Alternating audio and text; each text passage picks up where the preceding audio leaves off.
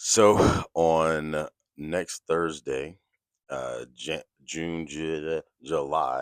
24th, 2025, me and my friend Philip and another woman or person whose name I forgot, and maybe another comedian are going to be doing stand up at Inkberry Books in Niwot.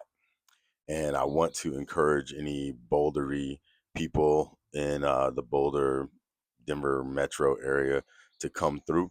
It's a small spot, an intimate spot, but we're gonna try our best to be funny, and hopefully you get something out of it. But that's not the reason why I'm making this video. It's part of the reason, but it's not the main reason. The main reason that I'm making the video is to just share why I do comedy in the first place. Comedy is an interesting place for me to land because it's the first thing I ever tried to do, um, in terms of public speaking after I grew up, got out of my hometown, and was in the military.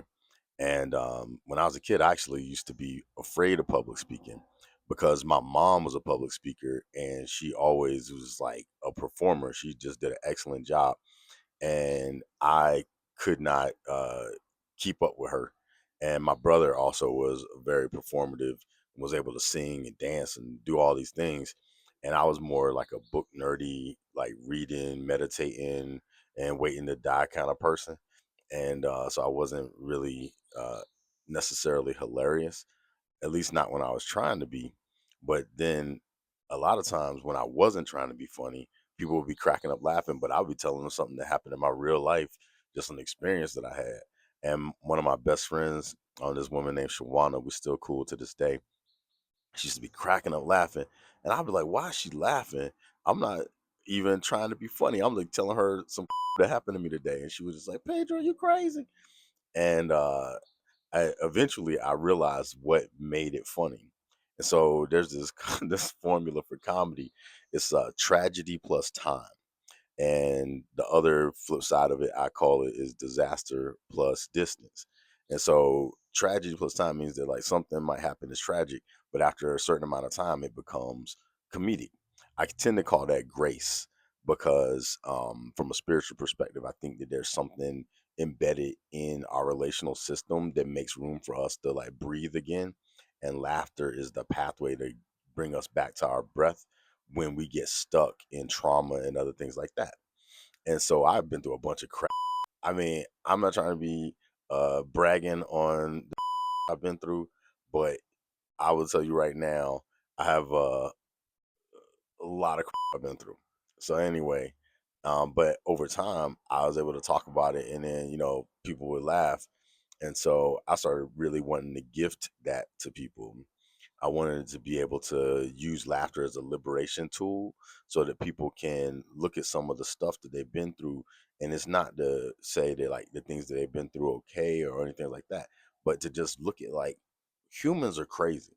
Like if you have had any doubt whether humans are crazy, like turn on the news, bro. I mean, every single day. And I'm saying probably in the year 2172, there's gonna be a lot of laughter because we are creating serious tragedies all over the place. And America, boy, whew, we are showing our. But at any rate, it's gonna be funny eventually. And for some of us, we can collapse time and make things funnier sooner if we understand the formula of tragedy plus time. And so I'm trying to gift comedy to people so that they can, at least in their sphere of their own being, even if they don't get out on a stage or anything like that, that they can use that formula to understand how things do become comedic. I actually wrote an article about it, about how God's a comedian and how, over time, we're going to find in the space of eternity, in the spiritual realm of eternity, that everything is eventually comedic. And for some of us who can tap into that spiritual awareness now, it's already funny. So that's a leap for some people. I'm not trying to accelerate you to that degree, but do want to say that laughter is it's deeply spiritual. It doesn't matter what you're laughing at. And sometimes we'll look at things and we'll say, "Oh, too soon." That shows you that there's a time factor in what makes something funny. Is that sometimes a person can say something and they'll make a joke out of it, because they, for whatever reasons, either they have the distance, because I said the other part of the formula is the disaster plus distance. So sometimes people can laugh at something because it seems so distant from them that it can seem funny to them. And you could, from that realm, you can see some really like psychotic, crazy laughter because the people are so distant from reality that they can laugh. And that kind of gets into a really kind of gray area of how the formula is used.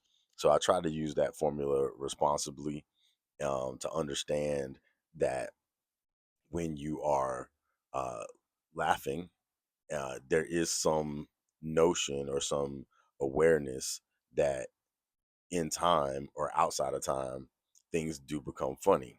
Because like some of my friends, we laugh about, back in the day, our parents used to beat us. You know what I mean? It's to spank us or whatever the case may be.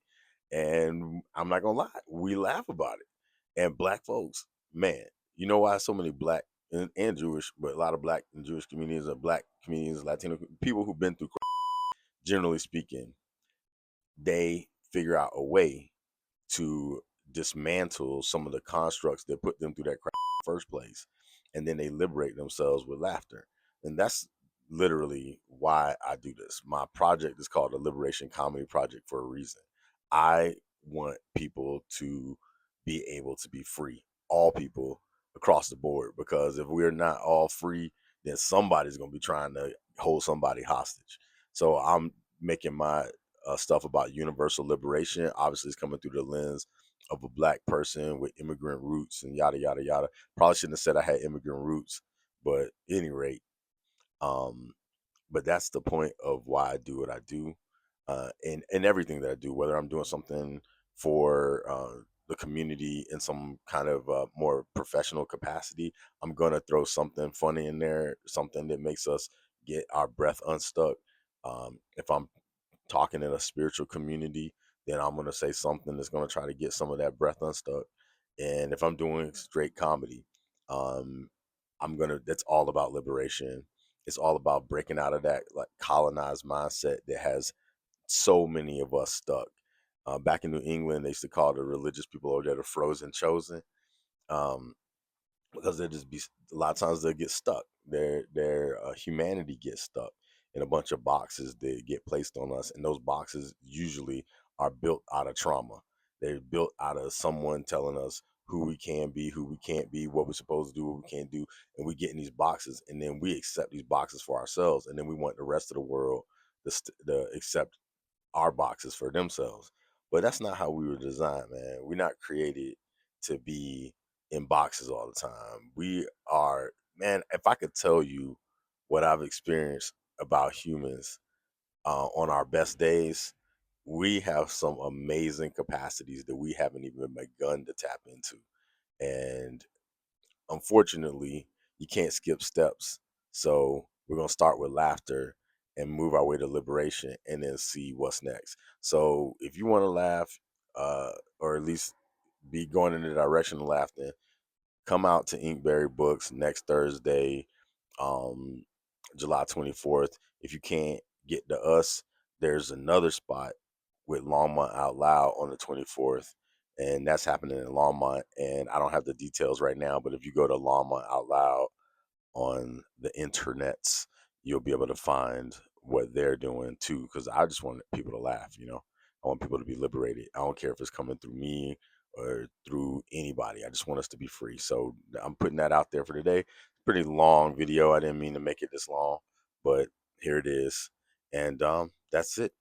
And after I finish this video, I'm gonna go into my Substack and do a catch up video because I've been doing too many things and haven't been able to engage that audience the way I would like to. So I'm gonna catch up with them and we're gonna go from there. Peace.